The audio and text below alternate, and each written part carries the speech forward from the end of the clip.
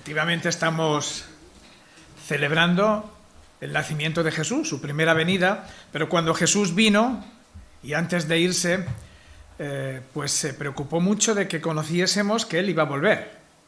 Y además la idea que Jesús transmitió es que quería que estuviéramos preparados porque iba a venir de forma inesperada, cuando menos nos lo esperásemos, eso es inesperado. Y fijaos que el último libro de la Biblia, que es Apocalipsis, en su último capítulo, que es el capítulo 22, y en el penúltimo versículo, dice: «He aquí, ciertamente vengo en breve». O sea que el Señor Jesús dijo que iba a venir en breve. Claro, han pasado ya 2000 años, siguen pasando los días y nos relajamos, parece que no tenga que venir nunca. Pero el Señor insistió e insiste en que va a venir de sorpresa, cuando menos lo esperemos.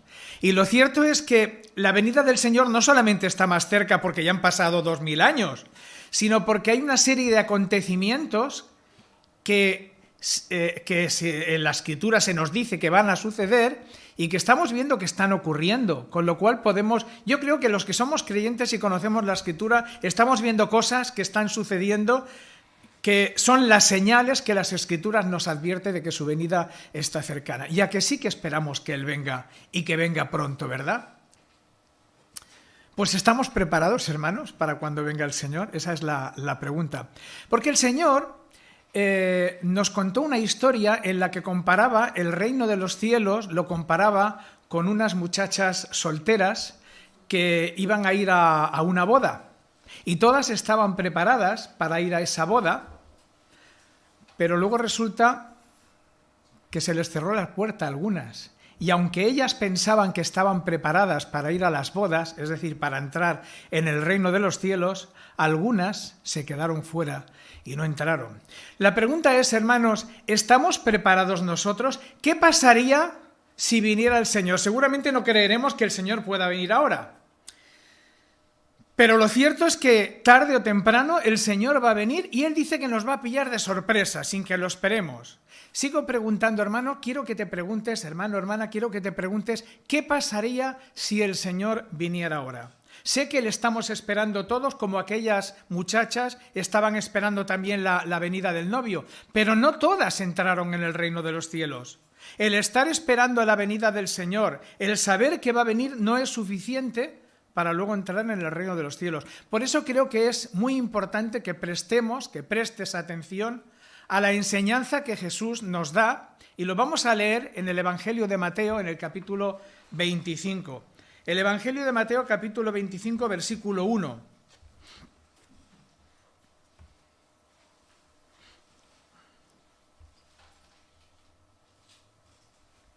Dice así: entonces el reino de los cielos será semejante a 10 vírgenes, así se le llamaban a las jóvenes solteras, que tomando sus lámparas salieron a recibir al esposo. 5 de ellas eran prudentes y 5 insensatas. Las insensatas, tomando sus lámparas, no tomaron consigo aceite, mas las prudentes tomaron aceite en sus vasijas juntamente con sus lámparas. Y tardándose el esposo, cabecearon todas y se durmieron. Y a la medianoche se oyó un clamor: «Aquí viene el esposo, salid a recibirle». Entonces todas aquellas vírgenes se levantaron y arreglaron sus lámparas. Y las insensatas dijeron a las prudentes: «Dadnos de vuestro aceite, porque nuestras lámparas se están apagando». Mas las prudentes respondieron diciendo: «Para que no nos falte a nosotras y a vosotras, hombre, id más bien a los que venden y comprad para vosotras mismas». Pero mientras ellas iban a comprar, vino el esposo, y las que estaban preparadas entraron con él a las bodas, y se cerró la puerta. Después vinieron también las otras vírgenes diciendo: «Señor, Señor, ábrenos, ya hemos llegado aquí, ya hemos comprado aceite, venimos con nuestras lámparas, ábrenos». Mas él respondiendo dijo: «De cierto os digo que no os conozco».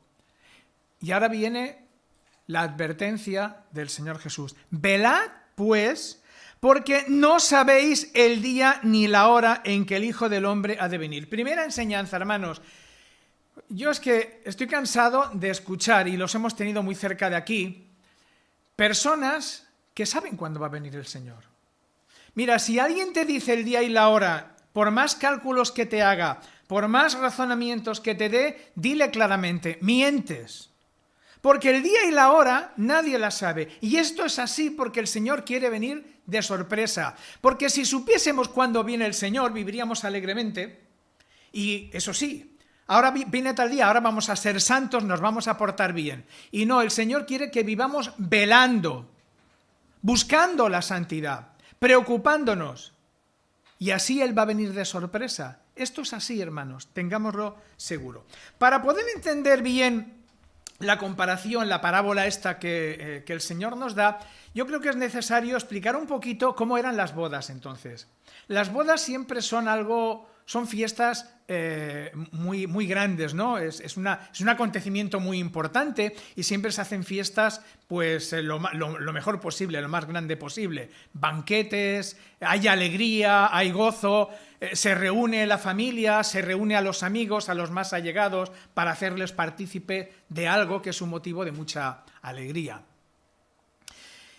Bueno, entonces también era así, pero había alguna diferencia, y es que entonces el novio salía por la noche, las fiestas empezaban por la noche, y salía por la noche con sus amigos en busca de todos aquellos que iba a invitar a las bodas.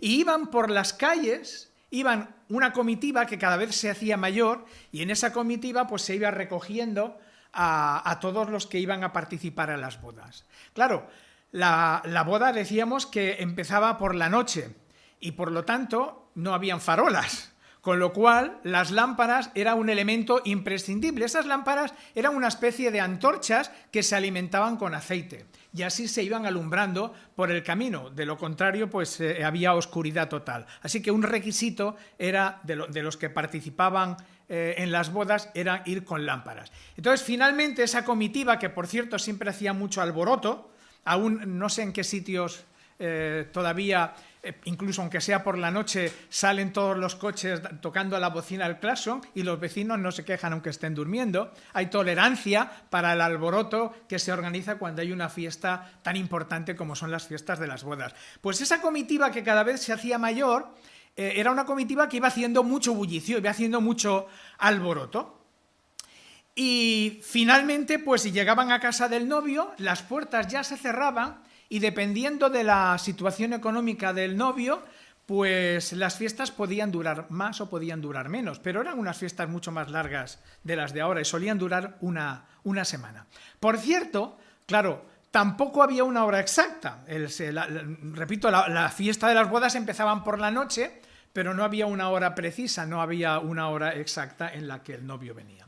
Entonces ahora nos encontramos con que hay 10 muchachas solteras, 10 vírgenes, que las 10 están esperando el novio. Las 10 están esperando participar de esas bodas. Para participar de las bodas, igual que ahora, no se puede ir en pijama ni vestido de cualquier manera. Uno tiene que ir vestido pues de una manera diferente, ¿no? Con sus mejores ropas. Y seguro que estas 10 vírgenes, todas ellas estaban ya preparadas con sus vestidos adecuados. Las 10 estaban esperando al novio, las 10 tenían lámparas, sabían que necesitaban las lámparas para alumbrarse juntamente con la comitiva. En esas lámparas había más o menos aceite, pero tenían aceite. Y podemos decir, hermanos, que hasta aquí no había ninguna diferencia. Hasta aquí todo parecía normal. Si el novio hubiera llegado probablemente en ese mismo momento, a lo mejor no habría habido ningún problema porque el aceite de las lámparas de las imprudentes hubiera llegado. Pero hay una diferencia, hay una gran diferencia, y tengamos en cuenta, hermanos, que esta parábola o estas vírgenes, estas muchachas, representan la Iglesia, representan a los que estamos esperando también la venida del Señor. ¿Estamos esperando todos la venida del Señor? ¿Sabemos que el Señor va a venir? ¿Nos creemos preparados?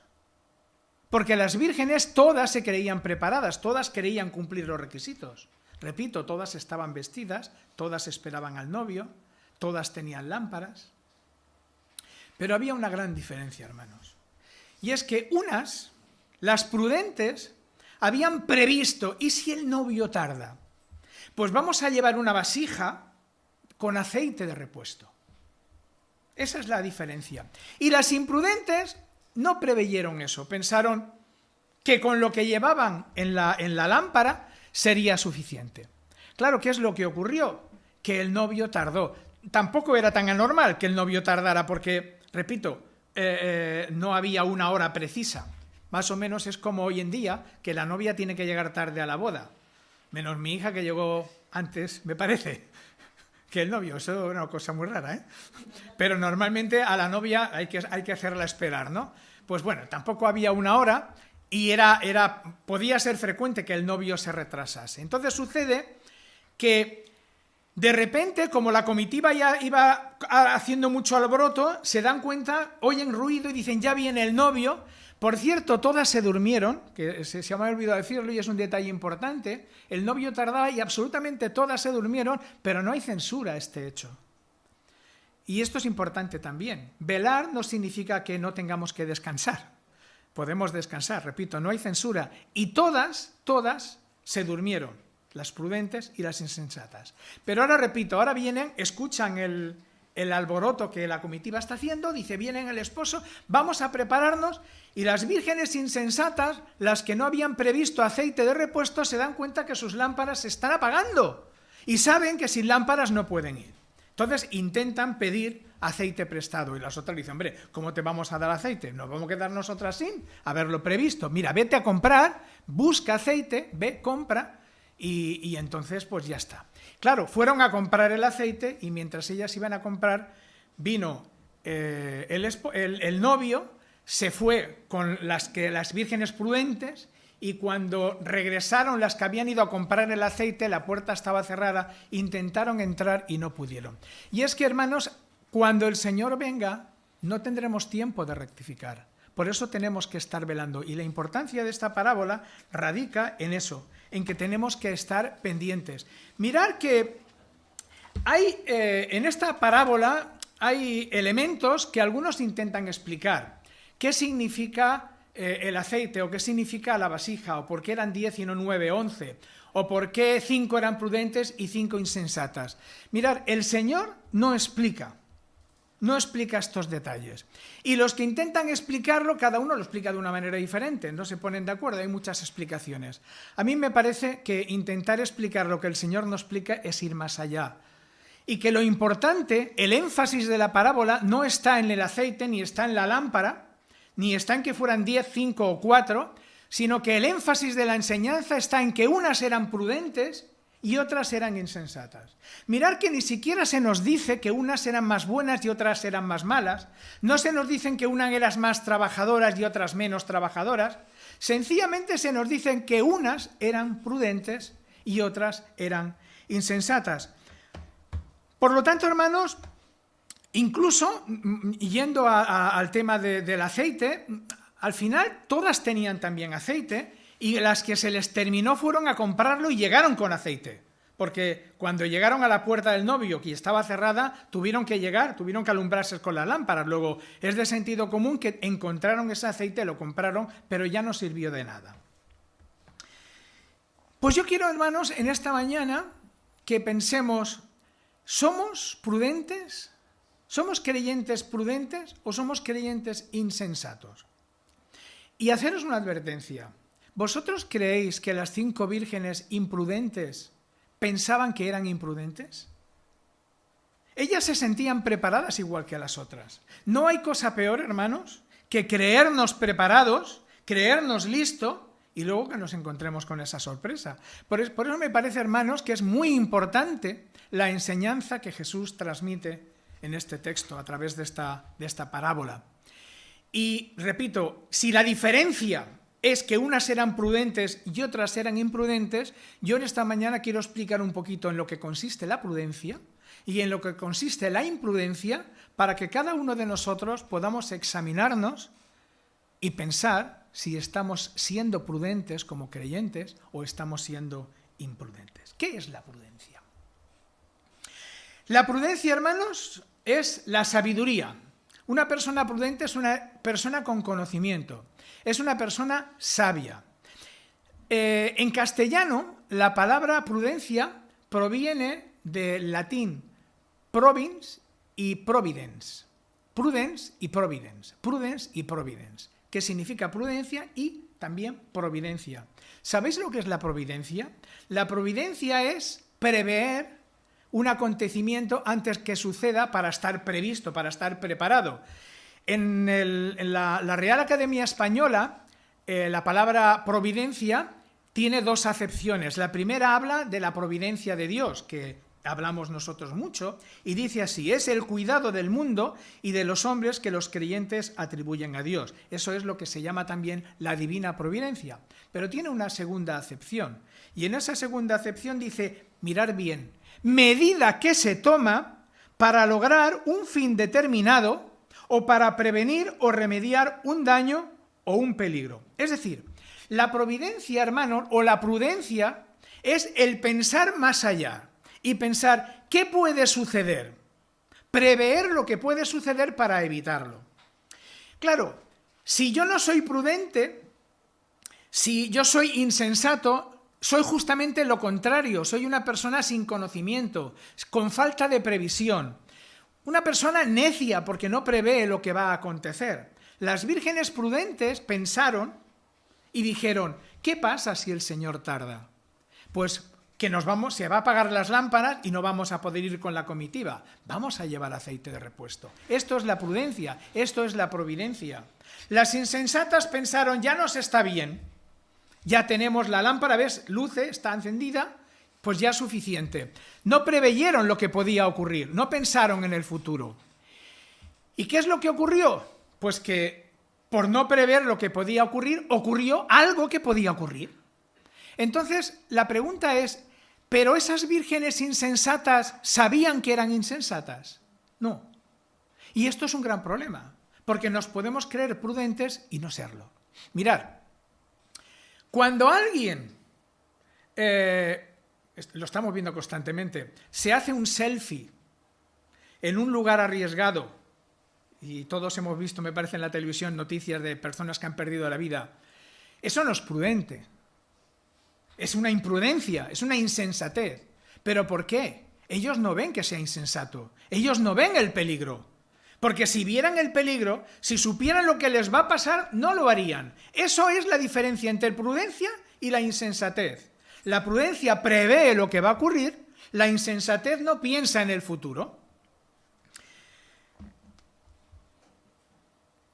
En Mallorca, sobre todo, hace ya años que se ha puesto de moda el balconing. Es desde los hoteles, desde las habitaciones, cuando la piscina está abajo, se tiran, se lanzan. Y han muerto jóvenes. ¿Por qué mueren estos jóvenes? Por su imprudencia. Porque no ven el peligro, no prevén lo que va a ocurrir. Cuando uno va conduciendo por la autopista en contradirección, por lo que sea, por una gracia, o por lo que sea, no está viendo el peligro, no está viendo que puede venir, no está pensando que puede haber un accidente, ¿no? Pues hermanos, llevando esto ahora a la Iglesia, supongo que en nuestra vida cotidiana somos prudentes y no cometemos imprudencias de esta clase. Pero llevando esto a la vida espiritual, llevando la prudencia y la imprudencia a la Iglesia, ¿qué podríamos decir que es la prudencia y la imprudencia? Pues mirad, la insensatez sería pensar que porque venimos a la Iglesia, que porque estamos esperando la venida del Señor, que porque cantamos en la iglesia, que porque ofrendamos, que porque leemos la Biblia, que porque oramos, solamente por esto, cuando el Señor venga, vamos a entrar en el reino de los cielos. Y luego, por otra parte, estamos incumpliendo ciertos aspectos de la Escritura, tal vez porque no le damos importancia, porque en nuestra prudencia pensamos que eso no puede pasar. Y voy a poner ejemplos que son cotidianos, hermanos, son ejemplos que hemos vivido y que estamos viviendo. La palabra del Señor nos dice, no os unáis en yugo desigual. Eso lo dice el Señor, la prudencia lo dice. ¿Por qué? Porque el Señor sabe los problemas que eso origina. Pero yo digo, no, yo sé que no va a haber problemas. confío en mi prudencia. Y al final, ¿qué es lo que pasa? Pues que eso va a salir mal. Pero yo me justifico y digo, pero yo conozco matrimonios creyentes que se llevan como perro y gato. Y en cambio conozco otros matrimonios que no son creyentes y se llevan bien. Bueno, puede ocurrir. Pero hay una advertencia, no puede funcionar un matrimonio en yugo desigual. Y eso nos lo advierte la Escritura, pero repito, nosotros confiamos en nuestra prudencia y nos dejamos fiar de nuestro conocimiento y hacemos algo que el Señor claramente prohíbe porque Él es más sabio que nosotros, pero nosotros nos creemos más sabios que Él, ¿no? Por ejemplo, en la Escritura encontramos un montón de advertencias acerca de nuestra salvación. El que piense estar firme, mire que no caiga. ¿Qué quiere decir eso? Que tenemos que huir de la tentación, que tenemos que huir del peligro. La Escritura nos dice, ocupaos, trabajad en vuestra salvación con temor y temblor. Pero nosotros decimos, con venir a la iglesia el domingo por la mañana ya es suficiente. No hace falta que esté en la reunión de oración porque yo ya he cumplido con el Señor, no puedo, estoy muy cansado, tengo mucho trabajo. No sé, hermanos, podríamos poner muchos ejemplos, pero espero que me estéis entendiendo. En resumen, en resumidas cuentas, la imprudencia, la insensatez, es desobedecer, desoír la palabra del Señor. ¿Y qué le ocurrió a las imprudentes que creían que estaban listas, que creían que estaban preparadas? Que la venida del Señor les pilló de sorpresa y entonces quisieron rectificar lo que hasta entonces no habían hecho. ¿Y qué les dijo el Señor? No os conozco. Oye, ¿os suena, a los que somos creyentes y conocemos la Escritura, os suena ese texto? No os conozco. Vamos a leerlo, hermano. Vamos a leerlo. En Mateo 7, capítulo 7, versículo 21, es muy importante porque para mí es uno de los textos más terribles que hay. Y se parece tanto al de las vírgenes estas, que también es un texto terrible, hermanos, porque es terrible que estemos esperando la venida del Señor, pensar que vamos a entrar en el reino de los cielos, estar convencido de eso, en nuestra insensatez, y que luego el Señor nos diga, no os conozco. Y mirad lo que dijo Jesús en Mateo 7, en el versículo 21. No todo el que me dice, Señor, Señor, entrará en el reino de los cielos, sino el que hace la voluntad de mi Padre que está en los cielos. Aquí hay una cuestión. No por decir Señor, Señor, no por venir a la iglesia, no por orar al Señor, no por cumplir con una serie de religiosidad, vamos a entrar en el reino de los cielos. ¿Quiénes entrarán? Los que obedezcan al Señor, los que hagan la voluntad del Señor, los que vivan de acuerdo como el Señor quiere, conforme a lo que las Escrituras nos enseñan. Y mirad lo que puede llegar a ocurrir. Muchos me dirán en aquel día, Señor, Señor, pero mira, si profetizamos en tu nombre. Yo estoy profetizando ahora en el nombre del Señor, estoy predicando la Escritura. Y en tu nombre echamos fuera demonios. Mira, se manifestó el poder del Espíritu Santo a través de nosotros y en tu nombre hicimos muchos milagros. Es decir, trabajamos para ti, te servimos, Señor. Mirar todo lo que se puede llegar a hacer sin cumplir la voluntad del Señor. Y entonces les declararé, mira, lo mismo que a las vírgenes insensatas. Nunca os conocí, apartaos de mí, hacedores de maldad. Hermanos, esto también se está refiriendo a los que se creen creyentes, a los que se consideran cristianos, discípulos de Cristo, y que creen que van a entrar en el reino de los cielos. Y se sorprendieron, como las vírgenes también se tuvieron que sorprender. La puerta ya está cerrada, habéis llegado tarde. Hace unas semanas, nuestro hermano Marco hablaba de este texto y de los versículos que continúan que me gustaría leer. Porque hay que recordarlo, porque hace énfasis exactamente en lo mismo. Es exactamente lo mismo que nuestro hermano Marco nos explicaba hace unas semanas. Vamos a continuar leyendo. A continuación, aquí está diciendo el Señor que el que no hace la voluntad de mi Padre, el que no me obedece, no va a entrar en el reino de los cielos. Y mirad cómo continúa ahora en Mateo 7, versículo 24. Cualquiera pues que me oye estas palabras y las hace, es decir, los obedientes, los que obedecen en todo al Señor, le voy a comparar a un hombre prudente, a las vírgenes prudentes, El que obedece, hermanos, es el prudente. Y este lo compara ahora con alguien que edifica una casa sobre la roca. Descendió lluvia, vinieron ríos, soplaron vientos y golpearon contra aquella casa, y no cayó porque estaba fundada sobre la roca. Pero cualquiera que me oye estas palabras y no las hace, le voy a comparar como a las vírgenes insensatas. A un hombre insensato que edificó su casa sobre la arena. Es otro ejemplo, hermanos, es otra comparación, pero está hablando exactamente de lo mismo, de la prudencia y la imprudencia, que consiste en obedecer o no. Entonces dice que descendió lluvia, vinieron ríos, soplaron vientos, y dieron con ímpetu contra aquella casa, y cayó, y fue grande su ruina.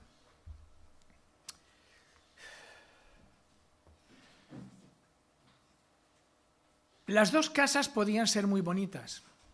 Aparentemente no se ve el fundamento es algo que está por debajo.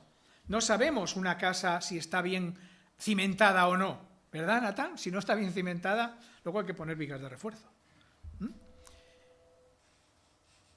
Pero aparentemente no había diferencia.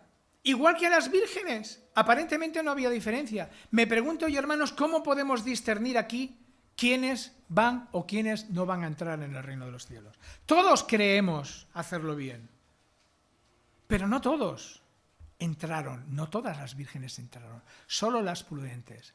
Hermanos, ¿hemos aprendido lo que es la prudencia? La prudencia es sabiduría, la prudencia es obediencia. Y os voy a decir una cosa. ¿Cuál es el principio de la sabiduría? Me lo tenéis que decir vosotros porque sé que lo sabéis. ¿Cuál es el principio de la sabiduría? El temor a Dios. Lo dijo Salomón, está en Proverbios escrito, ¿verdad? ¿Temor a Dios? ¿Debemos de temer a Dios? Yo he oído decir que a Dios no se le teme, que cuando en la Escritura se nos dice que debemos de temer a Dios se refiere a que tenemos que tener respeto, pero que a Dios no se le tiene que tener temor. ¿De verdad? Claro que el temor es tener respeto, pero ¿de verdad no hemos de temer a Dios? Dejadme que os lea unos textos. ¿Quién conoce el poder de tu ira y tu indignación según que debe ser temido? Salmo 90:11. Y en Daniel 9:4 dice, y oré al Señor mi Dios e hice confesión diciendo, ahora, Señor, Dios grande, digno de ser temido. ¿Y qué diremos de Hebreos capítulo 10, versículo 31? Horrenda cosa es caer en manos del Dios vivo. Hermanos, mirad, el temor es importante, porque el temor nos aparta del mal. Si ese que se hace el selfie tuviera temor, si ese que fuera el selfie, que se hace el selfie en un lugar peligroso, tuviera sabiduría, tuviera conocimiento del peligro que corre, no se lo haría.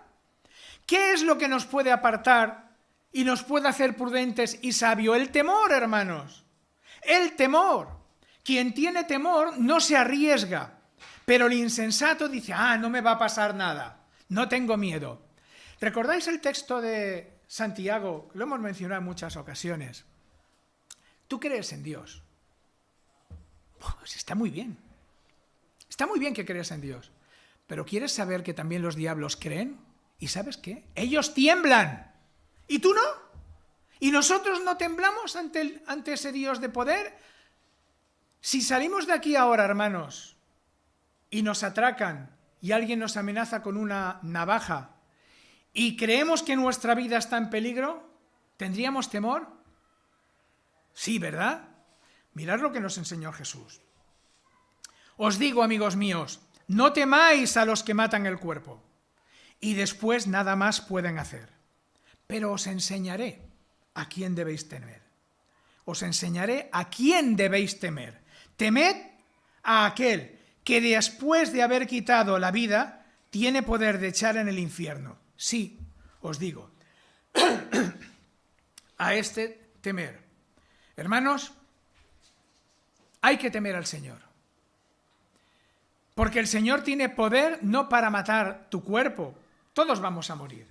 El caso es que después de la muerte entraremos en el reino de los cielos, sí o no. El temor, hermanos, nos va a hacer sabios. Dice el Proverbio 14:16, dice, el sabio, el prudente, el que tiene conocimiento, conoce el miedo y se cuida del peligro. Pero el tonto es atrevido y se pasa de confiado. ¿Os dais cuenta, hermanos? El temor, el miedo, es un sentimiento que nos ha dado el Señor que es maravilloso. El que dice que no tiene miedo, que no se crea más valiente. A lo mejor es un imprudente. El miedo es un sentimiento que nos ha dado el Señor para que huyamos del peligro y nos apartemos de él. Así que no tener miedo, no tener temor, es ser imprudente. Bien es verdad que si vivimos obedeciendo al Señor de verdad, no tenemos por qué temerle. Un hijo no teme a su padre cuando hace lo correcto, pero sabe que el padre le va a disciplinar. Y precisamente porque sabe que le va a disciplinar y tiene temor a esa disciplina, se aparta del mal y no le desobedece. O no debería de desobedecerle, ¿no? Pues nuestro Padre Celestial, hermanos, también es quien nos tiene que castigar. Y tenemos que tener temor de las consecuencias que tiene nuestro pecado. No podemos vivir en pecado, hermanos. Mirad, dice también el Proverbio en el capítulo 3, versículo 5, confía en el Señor con todo tu corazón y no te apoyes en tu prudencia. Tú no eres más sabio que Dios. Hay en la traducción en lenguaje actual, este mismo versículo dice, pon toda tu confianza en Dios y no en lo mucho que sabes. Pero nos cuesta trabajo, hermanos. Y también el Proverbio, el capítulo 3, en el versículo 7, dice, no seas sabio en tu propia opinión, más bien teme al Señor y huye del mal. Hermanos, ser sabio en nuestra propia opinión es ser necio, es vivir en la ignorancia. O voluntariamente, todos somos ignorantes, pero el necio es ignorante porque quiere serlo, porque confía en sí mismo, porque cree que lo sabe todo y desoye lo que el Señor está diciendo. Mirad, yo no quiero que en esta mañana, no es mi intención que en esta mañana asustaros, ni preocuparos, ni que salgamos de aquí ahora con una inquietud en nuestro corazón. No es esa mi intención. Mi intención es transmitir lo que en definitiva el Señor enseñó. Y es, ¿estás listo, hermanos, para cuando el Señor venga? Si le estás obedeciendo, si de verdad le estás obedeciendo, si no estás viviendo en pecado, entonces no tienes por qué temer. Puedes ir tranquilo, puedes estar tranquilo, pero no estés tranquilo si estás tolerando el pecado en tu vida. Si hay algo en tu vida que no le agrada al Señor y tú lo sabes, no digas, el Señor sabe que yo soy débil, que todos somos débiles y que no puedo evitarlo. Si estás desobedeciendo al Señor, témele y témele mucho, porque el temor te podrá hacer que te apartes de ese pecado y entonces no recibas esa respuesta del Señor. No te conozco. Sería muy grave, hermanos. No sé, yo os pido a cada uno de vosotros que os examinéis a vosotros mismos. La palabra del Señor dice que todo lo que es nacido de Dios no practica el pecado. Mira bien, lo voy a repetir, porque es que somos muy dados a pensar, somos débiles. El Señor sabe que soy débil y caigo. Mira, la palabra del Señor dice, todo aquel que es nacido de Dios no practica el pecado. Lo voy a decir de memoria, creo que es Primera de Juan capítulo 3, versículo 9. Si me equivoco, me corregís. Primera de Juan capítulo 3, versículo 9. Todo aquel que es nacido de Dios no practica el pecado. Si tú has nacido de nuevo, si de verdad eres creyente, si de verdad eres discípulo del Señor, tú no puedes vivir en pecado. Porque para aceptar al Señor como Salvador de tu vida te arrepentiste. Para poder dar testimonio mediante el bautismo, tuviste que dejar esa vida de pecado. Por lo tanto, si en tu vida hay prácticas, hábitos, algo que el Señor le desagrada, algo que el Señor no haría, somos discípulos de Cristo. Tenemos que andar como el Señor anduvo. Es el momento, hermanos, ahora de que reflexiones, te arrepientas, de todo corazón, le pidas perdón a Dios y tomes la decisión de obedecerle. Porque si no haces la voluntad del Padre, no lo digo yo, lo dice el Señor Jesús, no vas a entrar en el reino de los cielos. Considérate, hermano, examínate a ti mismo ahora. Y mira, no lo dejes para luego. No pienses, ya estoy en ello, ya lo miraré. Hay hermanos, en alguna ocasión alguien yo le he preguntado, ¿por qué no te bautizas? No es el tiempo, no es el momento, ya me lo pensaré. Bueno, mira, tú vételo pensando, pero la venida del Señor te puede pillar por sorpresa. Nos va a pillar a todos por sorpresa. Va a venir, dice la palabra, como ladrón en la noche, en el momento que menos nos esperemos. Y tenemos que estar preparados y tenemos que estar listos. Y la enseñanza de Jesús en esta parábola es: velad porque no sabemos cuándo Él va a venir. Y velad, hermanos, es estar preparado. Pero mira bien, y termino, no te creas preparado si no estás obedeciendo al Señor. No creas que estás listo si no estás obedeciendo al Señor. Y aquí está lo que el Señor manda. Si no estás viviendo de conformidad a lo que el Señor manda, si tú estás confiando en tu sabiduría, si tú estás confiando en tu prudencia, si tú te has hecho un cristianismo a tu medida y no te has negado a ti mismo y no estás tomando tu cruz cada día para seguir al Señor, tú no eres discípulo de Cristo y tú no vas a entrar en el reino de los cielos, por más que tú creas que sí. ¿Qué vas a hacer? ¿Vas a decidir, hermano, hermana? ¿Quieres decidir dejar de lado tu forma de vida y vivir conforme el Señor quiere? Esta mañana se nos enseñaba pues que a esa niña hay que educarla en los caminos del Señor, ¿no? Pero yo pregunto, ¿los que estamos aquí, hermanos, estamos obedeciendo al Señor? ¿Quieres tomar esa decisión? Pues yo te invito en el nombre del Señor a que tomes la decisión ahora de apartarte de todo aquello que, por cierto, tú sabes que no es correcto. No te engañes. Tú sabes que no es correcto. Y al Señor no le puedes engañar. A nosotros sí. A veces ni eso, pero nos puedes engañar. Pero al Señor no le vas a engañar. Y a quien tendrás que dar cuenta es al Señor. Por lo tanto, te invito a que te arrepientas, confieses tu pecado, te arrepientas y vivas de conformidad a lo que el Señor manda. Ojalá lo hagas. Y si tienes alguna duda, puedes hablar con nosotros, con el pastor Gaby o conmigo. Con mucho gusto te ayudaremos. Incluso oraremos por ti para que el Señor te ayude. Pues que el Señor te bendiga, que el Señor os bendiga, que el Señor nos bendiga. Amén.